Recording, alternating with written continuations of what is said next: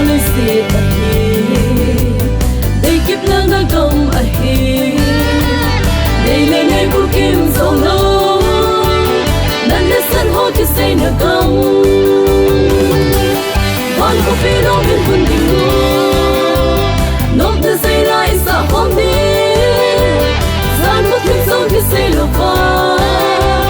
khi lên mân sông đã lâu đi không quay lại một lần nào gần thấy tất cả chỉ say na không được phải kiếm kiếm nở đâu ôi đi khăn lẽ không mong nhìn có khi đâu biết quân tình ngô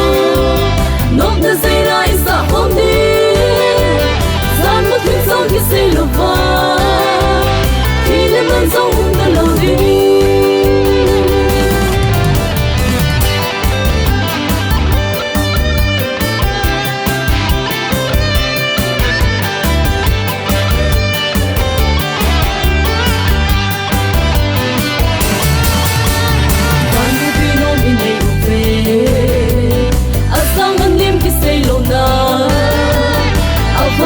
cái say lâu na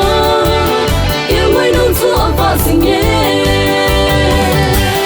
van không phi đâu biết quân tình ngô nốt đã say lại xa